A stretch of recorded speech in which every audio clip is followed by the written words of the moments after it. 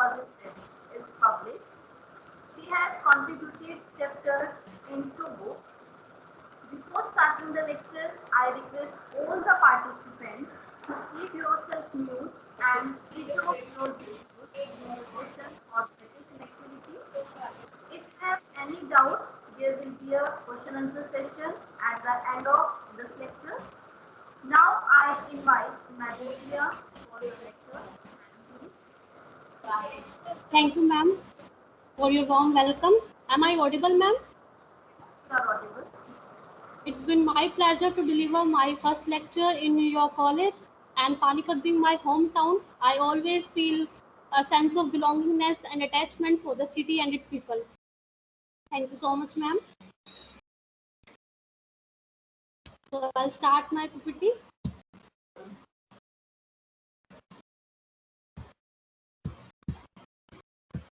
Is my screen visible?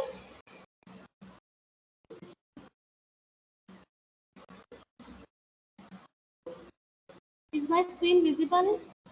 Am I audible? Yes, ma'am. Yes, ma'am. So my topic of lecture is the role of Indian mathematicians in the field of mathematical sciences. I would like to tell कि मैंने ये topic क्यों choose किया. जब मैंने ये college join किया तो सबसे पहले मैंने एक वर्कशॉप अटेंड की थी मिस रंजना अग्रवाल जो प्रोफेसर हैं कुरुक्षेत्र यूनिवर्सिटी में. तो उन्होंने इंडियन साइंटिस्ट के ऊपर बताया. 9th-10th में हमने साइंस पढ़ी है सबने, उसमें हमने boards model, Rutherford model, Thomson's model सब पढ़ा है, लेकिन अपने इंडियन साइंटिस्ट के बारे में इतना नहीं पढ़ा क्योंकि बुक्स में नहीं है. और जो उन्होंने बताया उसको सुनकर मैं इतनी हैरान रह गई क्योंकि हमने वो चीज़ें इंडियंस ने ऑलरेडी कर ली थी लेकिन हमें पता नहीं है. तो मुझे वहीं से आइडिया आया कि ऐसी बहुत सारी चीज़ें हैं जो मैथमेटिशियन इंडियन मैथमेटिशियंस ने की हैं लेकिन हमें नहीं पता है. तो मैं ये आशा करती हूँ कि आप सबको अच्छा लगेगा मेरा लेक्चर. इसको स्टार्ट करते हैं. The contributions of Indians in the field of mathematics is remarkable. However, it's not well known to most of us. So I'll start with the very beginning period where the mathematics took birth. That was Shulba period that came in 200 BC, and that time Indus Valley civilization was there. उस समय में सुलभा सूत्रास होते थे. सूत्रास means formulas. तो उस समय सब कुछ संस्कृत में ही लिखा जाता था. There was a communication gap. इसीलिए हमारा जो काम है, जितना भी काम हुआ है, इंडियंस ने जो काम किया उस समय में, तो वो अच्छे से रिकॉग्नाइज नहीं हो पाया, उस वर्ल्ड वाइड लेवल तक नहीं पहुंच पाया क्योंकि उस समय कम्युनिकेशन गैप था. Language was a barrier, communication problems were there, तो our work was not recognised. तो अगर मैं सुलभा सूत्र की बात करूं तो एक सूत्र है दीर्घ चतुर्दशा श्रेण्यं रज्जु पार्श्वमानी त्र्यगे मानी च यते पृथक्के भूते कुरुतस्थ बुद्ध्यं करोति. Pardon if I mispronounce any word of Sanskrit because I am not good in Sanskrit language. So, what does that mean? If a rope is stretched along the length of the diagonal, it will produce an area which the vertical and the horizontal sides make together. What does that mean? Sorry, Priya ma'am, आपको disturb कर रही हूँ. I am Arpana here. Ma'am, actually, आपकी are you sharing some screen or not? Yeah, I'm sharing my PPT. I asked it before sharing. No? I'm not able to see your screen actually. Oh, Your okay, photograph okay. is visible, video is visible, but screen is not visible to us. Okay. Let me check.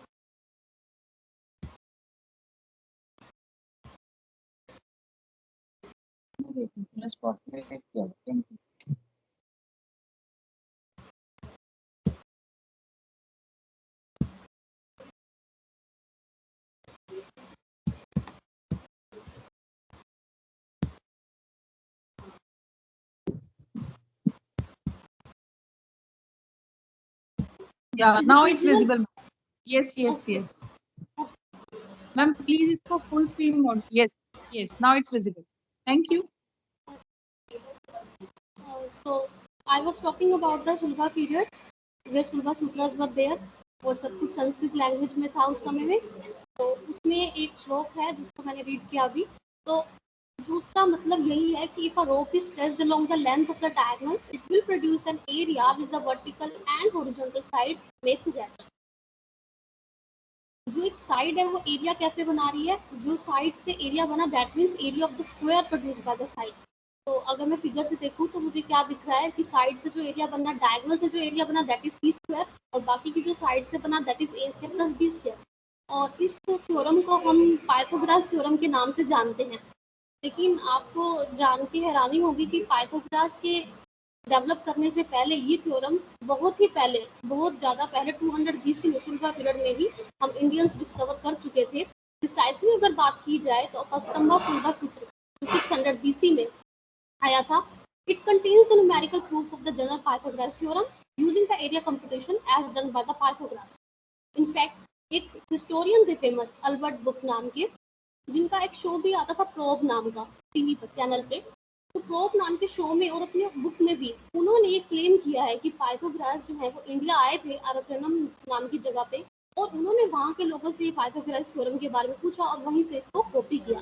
ये हम Indians नहीं claim कर रहे, एक famous historian जो Indian नहीं थे उन्होंने क्लेम किया। उस समय एक हमारे इंडियन मैथमेटिशियन बोधियान थे जो एंशियंट इंडिया में थे और सेंचुरीज पहले आए थे पाइथागोरस से, ठीक है, सेंचुरीज बिफोर पाइथागोरस। और उन्होंने पाइथागोरन ट्रिपलेट्स के बारे में बताया। पाइथागोरन ट्रिपलेट्स क्या हैं? जो नंबर्स पाइथागोरस थ्योरम को सेटिस्फाइड करते हैं, like 5 square equal to 3 square plus 4 square. तो 3, 4, 5 क्या है? पाइथागोरन ट्रिपलेट्स हैं। जो अलजेब्रिकली बहुत सारे पाइथागोरन ट्रिपलेट्स की लिस्ट दी थी बोधियान ने, और ये सब यूज किसने किया, वो नाम किसके आगे हो रहा है? पाइथागोरस का नाम हो रहा है, उसको उसी नाम से जान रहे हैं क्योंकि उन्होंने वर्ल्ड वाइड इसको फेमस किया। हमारा जो सारा डेटा है ये सब कुछ संस्कृत लैंग्वेज में फ्रेज है जिसको तब रिकॉग्नाइज नहीं किया गया। Then came the classical age of Indian mathematics, and that period is known as the golden age of Indian mathematics because mathematicians like Aryabhatta, Brahmagupta, Bhaskara, Mahavira, Bhaskara too were born in that period. And again, the problem was that everything was being written in the Sanskrit language and were followed by the prose commentaries. So first, I would like to tell you about Aryabhatta. His famous work is Aryabhatta and Arya Siddhanta. He gave an approximation of pi and also realized that it is an irrational number much before John Henry Lambert who found it in 1760.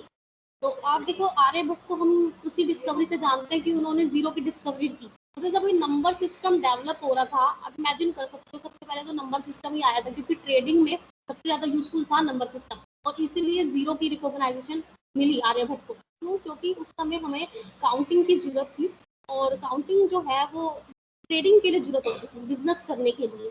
तो वहां पर हमारा recognition हो गया zero का। लेकिन और भी बहुत सारी चीजें डिस्कवर हुई थी जो इस समय शायद इतनी यूज की नहीं थी, बट हमारा इंडियन कल्चर बहुत रिच है उस चीज में। और उसमें आर्यभट्ट ने एक अप्रोक्सीमेशन की थी पाई की, जो बहुत पहले की थी जॉन हेनरी लैम्बर्ट से, जिन्होंने इसको 1760 में अप्रोक्सीमेट किया। अगर स्पेसिफिकली बात की जाए तो गणित पद में आर्यभट्टा ने ये श्लोक जो लिखा हुआ है, I will not read it because it's written in Sanskrit. अगर इसे ट्रांसलेट किया जाए इंग्लिश में, व्हाट डज दैट मीन कि अगर हम 4 ऐड कर दें 100 में and then if I multiply by 8 and then add 62,000 then the circumference of the circle with the diameter of 20,000 can be approached. तो उन्होंने सर्कमफ्रेंस को अप्रोच करने का रूल बताया और उसके बाद सर्कमफ्रेंस को डायमीटर से डिवाइड किया, तो उन्होंने अप्रोक्सीमेट वैल्यू निकाली पाई की 3.1416 which is accurate up to 5 figures. और ये सब उन्होंने बहुत ही पहले काम कर दिया था। और यहाँ पर मैं आपको हाईलाइट करना चाहूंगी वर्ड अप्रोच पे, तो उस समय भी उन्होंने साफ क्लैरिफाई किया कि ये जो वैल्यू है ये एग्जैक्ट नहीं है, ये एक अप्रोक्सीमेट वैल्यू है पाई की। उस समय के टाइम में जो आप सोच सकते हो कि नंबर सिस्टम अभी डेवलप हुआ था, तो तब से उन्होंने ये सब करना शुरू कर दिया। And then Aryabhata also gave the formula of area of triangle. गणित 6 में स्पेसिफिकली उन्होंने लिखा है त्रिभुज वला श्रीराम समादल कोटि भुजार धसवम वर्ग।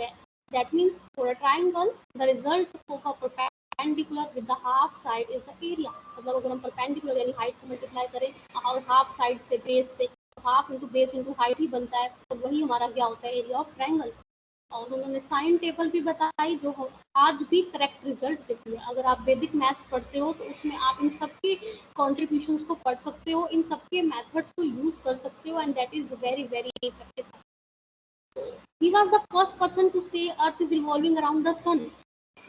उस समय में उन्होंने ये बात भी कही, जबकि इसका हम क्रेडिट सारा गैलीलियो को देते हैं या कैप्लर्स को देते हैं कि उन्होंने सारा ग्रेविटेशन और उस सब के बारे में बताया, बट आर्यभट्ट ने ये सब चीजें बट संस्कृत में लिखी हुई है सब कुछ, ये सब पहले ही बता चुके थे।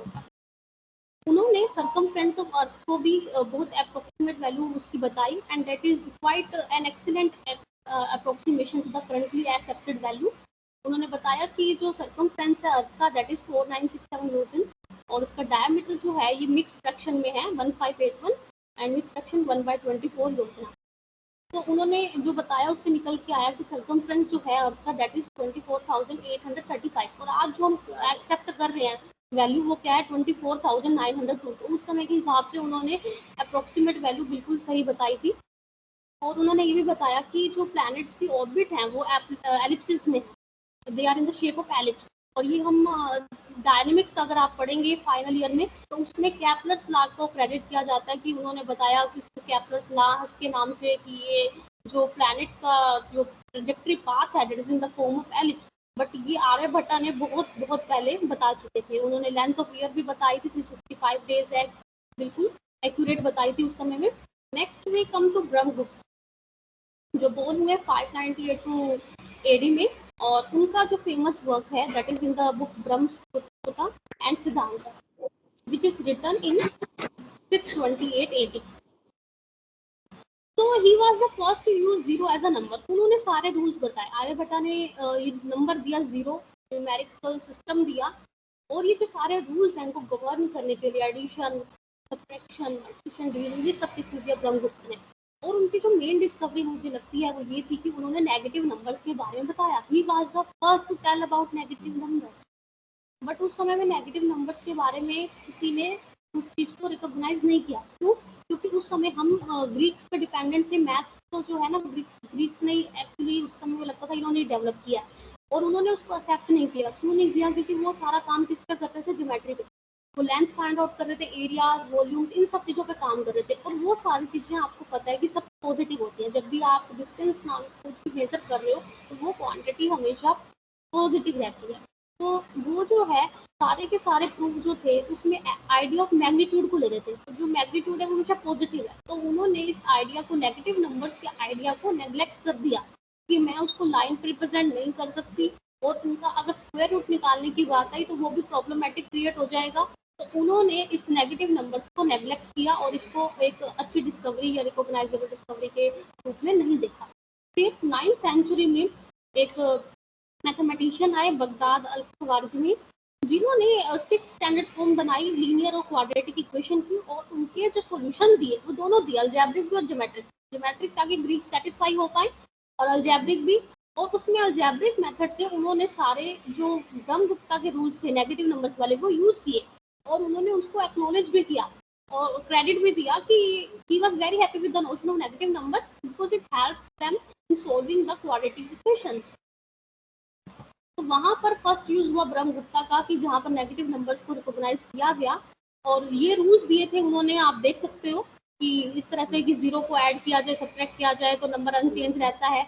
उन्होंने पॉजिटिव नंबर के लिए फॉर्चून वर्ड यूज किया और नेगेटिव नंबर के लिए डेप्थ यूज किया।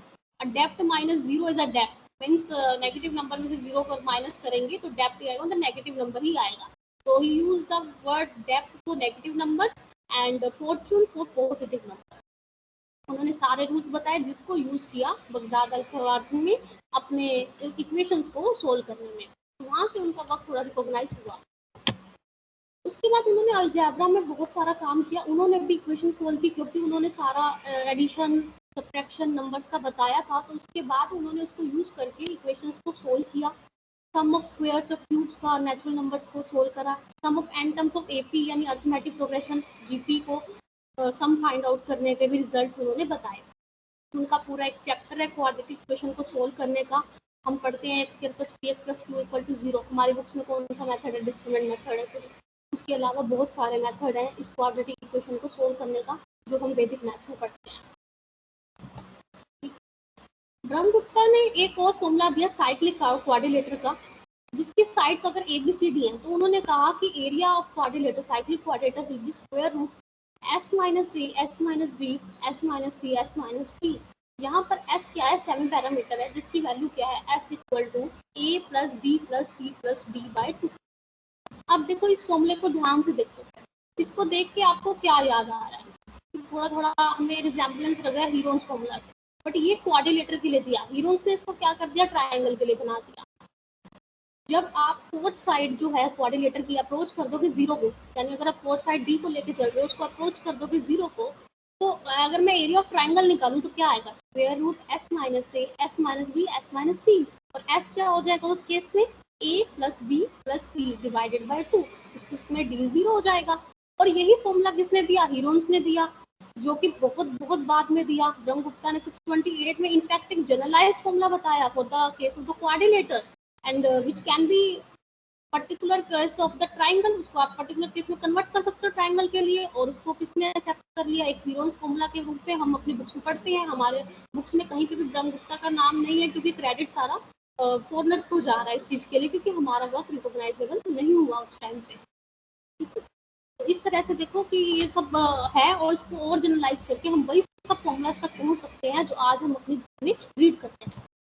उसके बाद आए हमारे मैथमेटिशियन भास्कराचार्य, जो बीजापुर में बोर्न हुए कर्नाटका में, और उनका जो वर्क है, मेन वर्क है, वो है सिद्धांता शिरोमणि, जिसको 4 पार्ट्स में डिवाइड किया गया, लीलावती, बीजगणित, ग्रह गणिका एंड गोलाध्याय।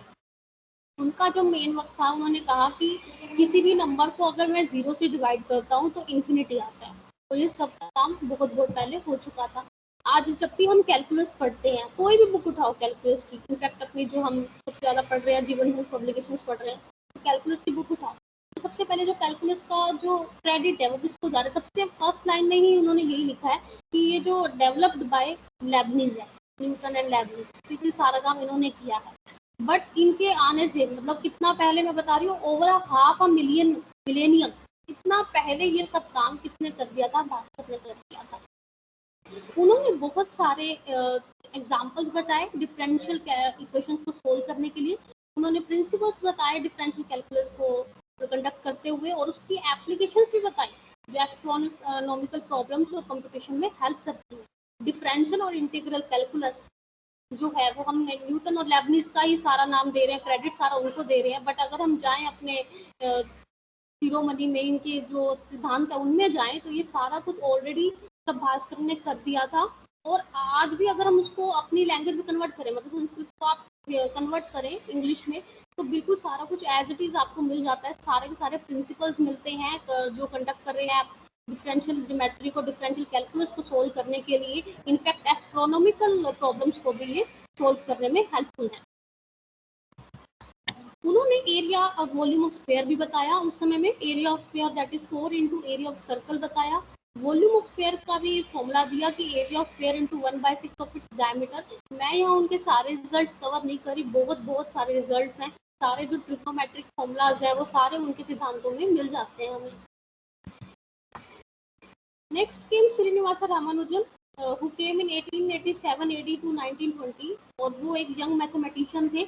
इनके ऊपर एक मूवी भी है, the man who knew infinity, और इनका टाइटल ही सब कुछ कह देता है कि इनका इतना ज्ञान था कि मतलब जिसको आप मेजर नहीं कर सकते, दैट इज इनफाइनाइट। और ये इनकी मूवी जो है मैंने देखी भी है, और मैं आप सबसे भी रिक्वेस्ट करूंगी कि आप भी देखो, जो इंडियन मैथमेटिशियंस है जितने भी, उनके ऊपर जो मूवी बनती है तो उसको जरूर देखना चाहिए। क्यों? क्योंकि ना उससे हमें याद हो जाता है सारा, क्योंकि एक वीडियो को जब आप देखते हो, एक स्टोरी की फॉर्म में देखते हो, तो वो इजिली याद होना शुरू हो जाता है। और क्यों ना देखें, क्योंकि हमारे एक इंडियन मैथमेटिशियन थे जिन्होंने इतना काम किया है, तो उसके वर्क को रिकॉग्नाइज करने वाले हम ही हैं जो उसके वर्क को स्प्रेड करेंगे आगे कि उसने ऐसा किया, और हम अपनी उस चीज की प्राउड फील कर सकते हैं आज भी कि उन्होंने इतना काम किया। इनके बर्थ एनिवर्सरी को मनाने के लिए हम नेशनल मैथमेटिक्स डे भी मनाते हैं, और हमारे कॉलेज में इसको 2 सालों से मनाया जा रहा है, नेशनल मैथमेटिक्स डे की 22 दिसंबर इनकी बर्थ एनिवर्सरी पे। और ये बोर्न कहाँ हुए, इरोड में बोर्न हुए, मद्रास में 22 दिसंबर 1887 में। उनकी कोई फॉर्मल ट्रेनिंग नहीं थी, उन्होंने स्कूलिंग की, उसके बाद वो कॉलेज में नहीं जा पाए because of the financial issues, tuitions वगैरह ले लेते थे, लेकिन he was very extraordinary in mathematics. उनको स्टार्टिंग में बच्चे को क्या पढ़ाया जाता है, सिर्फ नंबर्स पढ़ाया जाता है, नंबर्स के बारे में बताया जाता है, तो उनका जितना भी काम है ना सारा वो नंबर्स में है। अगर वो यूनिवर्सिटी गए होते, उन्होंने वो सारी चीज़ें पढ़ी होती, कैलकुलस सब कुछ पढ़ा होता, लाइक बुक्स एंड थिंग्स, ये सारी चीज़ें अगर उन्होंने पढ़ी होती तो आज उनका रिमार्केबल वर्क और भी एरियाज में होता। क्योंकि जब वो स्कूल कर रहे थे तो उन्होंने सिर्फ नंबर्स के बारे में पढ़ा, तो उनका जो मेजर कंट्रीब्यूशन है वो सिर्फ वो ज़्यादातर नंबर थ्योरी में है। तो अभी तो हम जब बुक्स देख रहे हैं तो अभी उसका आपको नाम देखने को नहीं मिलेगा इनका, लेकिन अब आप एमएससी में अगर एक पेपर पढ़ोगे नंबर थ्योरी का तो उसमें इनकी नाम की थ्योरम है रामानुजन थ्योरम, क्योंकि ये मतलब कि इस इरा में आए तो इसलिए इनका वर्क रिकॉग्नाइजेबल हो गया। और वो इंग्लिश में मतलब नॉर्मल लैंग्वेज में लिखा हुआ था, that was not phrased in Sanskrit language, तो उसको हम रिकॉग्नाइज कर पाए। तो उनका जो एक्स्ट्राऑर्डिनरी काम है mathematical analysis, number theory, series में, कॉन्टिन्यूस फ्रैक्शंस में उनका मेजरली वर्क है। ये बहुत पुअर फैमिली से बिलोंग करते थे और स्कूल के बाद इनकी जो है कॉलेज में पढ़ाई नहीं हो पाई क्योंकि इनके पास इतने पैसे नहीं थे कि ये फीस पे कर पाए, तो इसलिए इन्होंने मद्रास अकाउंटेंट की जॉब ले ली और उनकी सैलरी सिर्फ 20 रुपीज़ पर मंथ होती थी और उसके बाद भी वो कुछ समय निकाल लेते थे अपनी रिसर्च के लिए। उन्होंने पेपर्स लिखे, बहुत सारे पेपर्स लिखे और उस समय में इंडिया में भी उनका एक पेपर इंडियन मैथमेटिकल सोसाइटी में पब्लिश भी हुआ। तो उनका अपने एरिया में तो नाम हो गया था कि he is a very good mathematician, but उनके वर्क को रिकॉग्नाइज करने के लिए उनको बाहर उस चीज़ को पब्लिश करवाना था। तो उन्होंने अपने जो है लेटर्स वगैरह सब थ्योरम्स और सब रिजल्ट्स बाहर जीएच हार्डी नाम के एक एकेडमिशियन को भेजे जो कैम्ब्रिज यूनिवर्सिटी में काम करते थे, उन्होंने उनको ये सब भेजा। तो उन्होंने जब फर्स्ट टाइम देखा उसको तो उनको लगा कि ये कुछ भी लिख रहा है, और क्योंकि क्यों ऐसा लिख उनको लगा, क्योंकि उनकी कोई फॉर्मल ट्रेनिंग नहीं थी, उनको ये नहीं पता था फॉर्मली प्रूफ कैसे लिखे जाते हैं, और कुछ जो चीज़ें थी वो ऑलरेडी डिस्कवर हो चुकी थी लेकिन उन्होंने नहीं पढ़ी थी क्योंकि उनके पास फॉर्मल एजुकेशन नहीं थी। तो उन्होंने डिफरेंट डिफरेंट प्रूफ्स दिए थे उन चीज़ों के जो ऑलरेडी हो चुकी हैं, तो इसलिए उस समय उस वर्क को रिकॉग्नाइज नहीं किया गया, तो उन्होंने हार्डी ने फर्स्ट टाइम तो उसके वर्क को नेग्लेक्ट कर दिया। फिर सेकंड टाइम अगेन उन्होंने भेजी हुई चीज़ें और इससे भी ज़्यादा पूरी एक नोटबुक भेजी जिसके अंदर 120 पेजेस थे और सारे रिजल्ट्स। तब उन्होंने उस पर गौर किया हार्डी ने कि ये तो कई बार ऐसा लगता है कि स्केर्सली इम्पॉसिबल है बिलीव करना। क्यों? क्योंकि उन्होंने ये जो लाइन लिखी है ना, स्केर्सली इम्पॉसिबल टू बिलीव, ये ऐसा क्यों लिखा? क्योंकि उन्होंने एक सीरीज ली थी पॉजिटिव नंबर्स की और उसका सम क्या दिखा दिया था, -1/12, क्योंकि उन्होंने रीअरेंजमेंट ऑफ अल्टरनेटिंग सीरीज का कंसेप्ट नहीं पढ़ा हुआ था। मैं कह रही हूँ फॉर्मल ट्रेनिंग नहीं थी उनकी, तो इसलिए जो रिजल्ट थे कुछ विदाउट फॉर्मल ट्रेनिंग तो सही नहीं थे, लेकिन बहुत सारी चीज़ें, मैं एक सैम्पल कोट कर रही हूँ। ये देखो, ये जो 120 पेजेस उन्होंने भेजे थे उसमें से एक पेज की फोटो मैंने कोट की है यहाँ पर। तो ये देखो कितनी सारी थ्योरम्स हैं। ऐसे उन्होंने बहुत सारे, एक पेज पे ही आप देख लो 7 रिजल्ट्स हैं और ये सब सीरीज के हैं या फ्रैक्शंस के हैं, इनका सम कितना आएगा सीरीज के सम का। तो ऐसे उन्होंने बहुत सारे रिजल्ट भेजे, बट ये विदाउट प्रूफ है। तो इतने सारे रिजल्ट कोई आदमी ऐसे तो लिख नहीं सकता, इमेजिनरी नहीं कर सकता। तो वहाँ पर हार्डी को लगने लगा कि इतने सारे रिजल्ट्स कोई ऐसे नहीं लिख सकता। He received 120 theorems from him in the first 2 letters, और उसके बाद जब उनको नोटबुक मिली उसमें बहुत सारे रिजल्ट्स थे। तो हार्डी को थोड़ा सा उस पर रामानुजन पर ट्रस्ट होने लगा कि ये इतना कोई इंसान लिख रहा है तो ऐसा इमेजिनेशन करके तो नहीं लिख सकता, कुछ ना कुछ तो इसने ट्रू होगा तभी ये चीज़ें लिख रहा है। उसके बाद उन्होंने उसको वहाँ पे बुला लिया अपनी यूनिवर्सिटी में और उन्हें कहा कि एक फॉर्मल ट्रेनिंग करो। उसके बाद उन्होंने बहुत सारी बुक्स पढ़ी और उसके बाद लिटिलवुड और हार्डी के साथ काम करना शुरू कर दिया। और जब उनका काम हुआ उसके बाद लिटिलवुड ने क्या कमेंट किया, I can believe that is at least a Jacobi, उन्होंने उसको कंपेयर किया जैकोबी। और हार्डी ने भी कहा I can compare him only with Euler और जैकोबी। तो इतने बड़े लेवल के साइंटिस्ट के साथ उनको कंपेयर किया गया कि ये उस लेवल के हैं। रामानुजन का बेसिकली जो काम हुआ वो पार्टीशन ऑफ नंबर पे हुआ। सबसे पहला जो उनका रिजल्ट था बाहर फॉरेन में जाकर तो उन्होंने दिखाया, उन्होंने पार्टीशन ऑफ नंबर पे काम किया। पार्टीशन कैसे? मतलब जैसे 3 है, 3 को पार्टीशन करने के कितने तरीके हैं? 3 + 0, 1 + 2, 1 + 1 + 1। तो देयर आर 3 वेज। तो P of 3 will be equal to 3, क्योंकि पार्टीशन हमने किया 3 का कितने वेज में? 3 वेज में। तो Pn का फॉर्मूला जो है वो उन्होंने डिराइव किया and that was very useful. और उनका जो काम है बर्नौली नंबर्स पे, मैंने आपको जैसे बताया कि मेजरली उनका काम सारा जो है वो नंबर थ्योरी में है, और उनका काम रिकॉग्नाइज्ड भी हुआ। और उसका काम हम एमएससी में जब नंबर थ्योरी का पेपर पढ़ेंगे तो आप रामानुजन थ्योरम जरूर, तो उसमें उनका एक पेपर है बर्नौली नंबर्स जो पब्लिश हुआ 1911 में इंडियन मैथमेटिकल सोसाइटी के साथ, और उसको रिकॉग्नाइजेशन भी मिला। लेकिन वही बात है, उनकी यूनिवर्सिटी एजुकेशन नहीं थी, तो इतना वो ज़्यादा वो रिकॉग्नाइज वो नहीं हो रहे थे बात फोरन में। और उसके बाद जब वो उन्होंने हार्डी के साथ काम किया, लिटिलवुड के साथ काम किया, तो वो उनका वर्क रिकॉग्नाइजेबल होना शुरू हो गया। उनके नाम पे एक नंबर भी है 1729। 1729 is a famous Ramanujan number. इसको रामानुजन नंबर क्यों कहते हैं? एक बार हार्डी जो साइंटिस्ट हैं, जो मैथमेटिशियन हैं, वो इंडिया विजिट करने आए रामानुजन से मिलने। तो वो जिस टैक्सी में आए उसका नंबर था 1729। तो उन्होंने कहा कि ये तो अनइंटरेस्टिंग सा नंबर है। What's so interesting about this number? This is very uninteresting. तो रामानुजन वाज वेरी क्विक। उन्होंने नंबर को देखते ही उसके बारे में बताना शुरू कर देते हैं। कोई भी उनको नंबर देते थे वो उसके बारे में इंटरेस्टिंग चीजें बताना शुरू कर देते हैं। तो that's his capability of mind. तो उन्होंने बताया कि 1729 की खास बात क्या है कि वो स्मॉलेस्ट नंबर है which can be expressed at the sum of the two cubes in two different ways. ये वो स्मॉलेस्ट नंबर है जिसको हम एक्सप्रेस कर सकते हैं सम ऑफ टू क्यूब्स, और वो भी दो डिफरेंट वे में। 1729 को आप कैसे लिख सकते हो? 1 cube plus 12 cube, and it is also equal to 9 cube plus 10 cube. और ऐसा करने वाला ये सबसे स्मॉलेस्ट नंबर है। तो उन्होंने उसको एक इंटरेस्टिंग चीज बता दी उस नंबर के बारे में, और ये सुनकर हार्डी बहुत हैरान हुए, और तब से इस नंबर को हम रामानुजन नंबर के नाम से जानते हैं।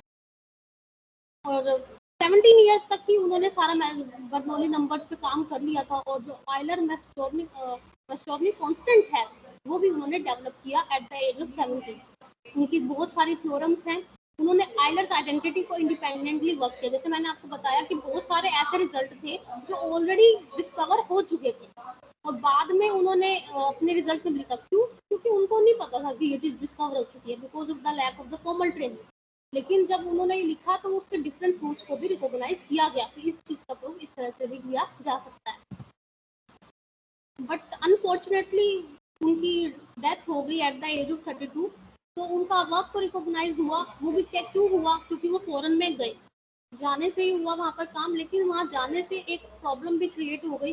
उनको वहाँ का ना तो वेदर सूट किया, ना फूड सूट किया, और वहाँ पे उसमें वॉर की कंडीशंस डेवलप हो गई थी। जब वॉर हुआ तो वहाँ पर फूड मिलना बहुत ज़्यादा मुश्किल हो गया उनके लिए, और वो स्पेसिफिकली वेजिटेरियन थे। तो वहाँ पर उनको खाना मिलना बहुत ज़्यादा मुश्किल हो गया, ना उनको क्लाइमेट सूट किया, तो उनकी हालत जो है वो डिग्रेड होने लगी, और उनको टीबी डेवलप हो गया। उसके बाद वो इंडिया आ गए थे, और इंडिया आने के बाद ही विद इन अ ईयर उनकी डेथ हो गई। तो दैट वाज वेरी ट्रेजिक कि एक इंडियन मैथमेटिशियन जो इतने टैलेंटेड थे वो इतनी जल्दी एज में चले गए। बट उनका जो काम है वो आज भी सबको याद रहेगा, क्योंकि उनके जो रिजल्ट्स हैं वो अनकन्वेंशनल हैं। जैसे रामानुजन का प्राइम नंबर, रामानुजन का थीटा फंक्शन, जिसने इंस्पायर किया वास्ट अमाउंट्स ऑफ रिसर्च को, और जिसकी एप्लीकेशन भी बहुत ज़्यादा डाइवर्स पाई गई क्रिप्टोग्राफी में, स्ट्रिंग थ्योरी में। इसके अलावा बहुत सारे ऐसे रिजल्ट्स थे जो उन्होंने अपनी बुक में छोड़ दिए हैं।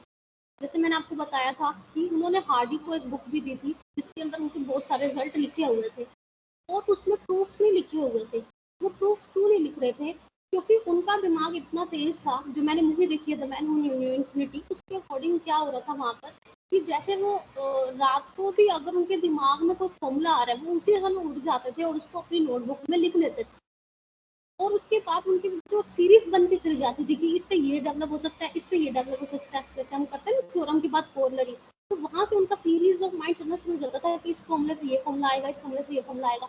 उनको इतना टाइम नहीं था कि प्रूफ लिख पाए। उनको ये लगता था कि जो मेरे माइंड में रिजल्ट्स आ रहे हैं मैं पहले वो लिखता जाऊँ। और जिस वजह से आज उसको हम क्या कह रहे हैं, लॉस्ट नोटबुक क्यों कह रहे हैं? क्योंकि वो थ्योरम्स आज भी अनसोल्ड हैं, और आज भी मैथमेटिशियन से वो सारी थ्योरम सोल्व नहीं हुई, एंड इट इज बिलीव 99% वो थ्योरम्स ट्रू हैं। अगर आप उस बुक को देखते हो और आप कुछ उसमें से सोल्व कर देते हो, that means you have published a research paper, आपके वर्क को भी रिकॉग्नाइजेशन मिल जाएगा। जो काम उन्होंने तब के समय में किया आज भी वो इतने सारे मैथमेटिशियन से सोल्व नहीं हुआ है। तो पूरी नोटबुक आज भी सोल्व नहीं हुई है। तो उसका लेवल ऑफ वर्क आप इमेजिन कर सकते हो रामानुजन का।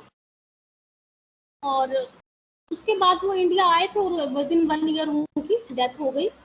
और 27 ईयर्स के बाद, मतलब रामानुजन की डेथ के 27 ईयर्स बाद तक भी हार्डी रहे।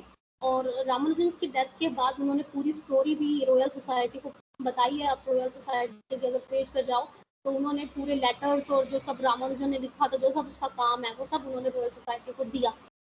और एज ऑफ 70 में जब आए वो, तो उन्होंने एक इंटरव्यू में उनसे पूछा गया कि उनका ग्रेटेस्ट कंट्रीब्यूशन क्या रहा मैथमेटिक्स में। तो उन्होंने रिप्लाई किया कि it was a discovery of Ramanujan, कि आपकी सबसे बिगेस्ट डिस्कवरी क्या है, आपका बिगेस्ट कंट्रीब्यूशन क्या है मैथ्स में। हार्डी से जब ये पूछा गया तो उन्होंने अपना कोई रिसर्च पेपर नहीं बताया, ना ही कोई अपनी डिस्कवरी बताई। He said that he has discovered Ramanujan and that is the biggest discovery he has ever made. और उसके कोलैबोरेशन को उन्होंने क्या डिस्क्राइब किया, it is the one of the romantic incident in my life. तो उन्होंने इसको इंसिडेंट को इतना रोमांटिक बताया because he was so much fascinated with the work of Ramanujan. तो रामानुजन के बारे में बहुत कुछ है, बट मैं आपको ये सजेस्ट करूंगी कि आप उसके बारे में, एक मूवी है the man who new infinity, वो जरूर देखें। और उसमें जो रोल प्ले किया है वो देव पटेल ने किया है, और वो भी एक इंडियन ही है। I hope you have learned from my lecture. और क्वेश्चंस एंड आंसर किसी के हैं तो I am ready to take.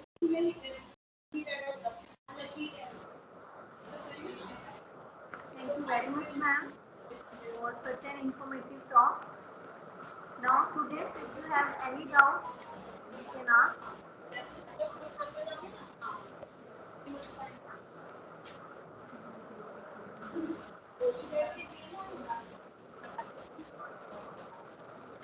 Students, if any one of you have any query, then you can ask from now.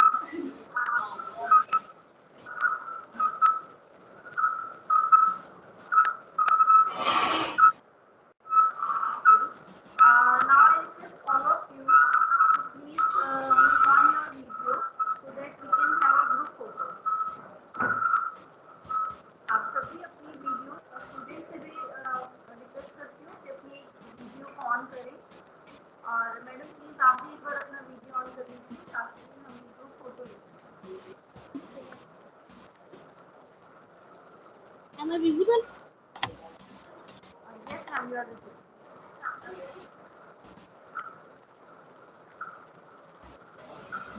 Students are also requested to please switch on your videos. Students, please switch on your video so that we can have a group photo.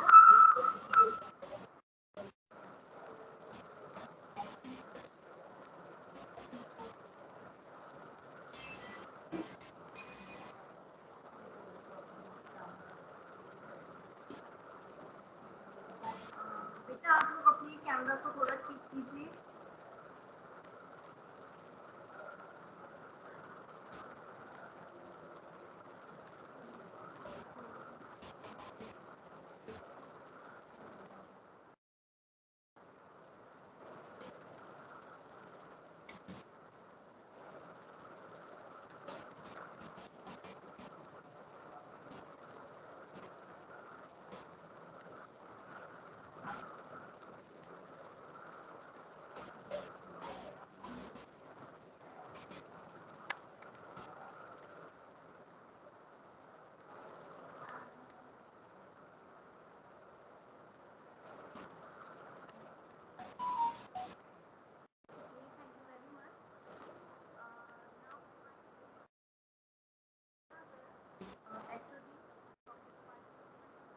IBPC College Panipat for her words of thanks. Please ma'am.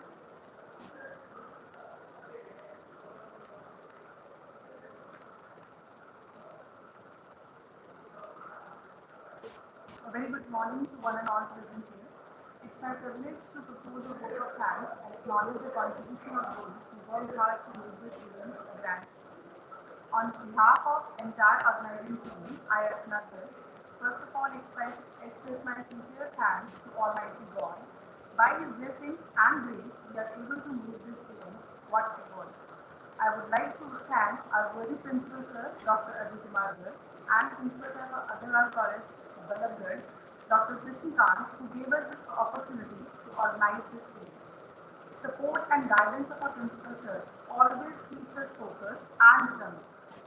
Thanks a lot, sir, for your overwhelming support. Now, I would like to thank Dr. K.L. Kaushik, Head of the Department of Mathematics, Agarwal College, Vallabhgarh, for this cooperation in the organization of this program. And I would like to thank Ms. Priya Arora for the valuable information she shared with us. It was really a very nice lecture, ma'am. With deep sense of appreciation, I would also like to thank Ms. Kanak Sharma, who coordinated this program very well. Last but not the least, I would like to thank all the participants present here for their enthusiastic response, without whom this event was meaningless. Thanks to one and all. Thank you very much. I hope you really learned a lot from Priya ma'am. It was a very nice lecture. Thank you very much, ma'am.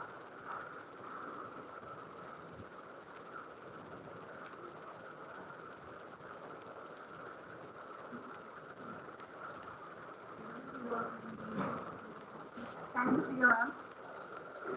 I'm audible to all of you. Thank you so much. Yeah. So, thank you. Thanks a lot. And I think we can leave.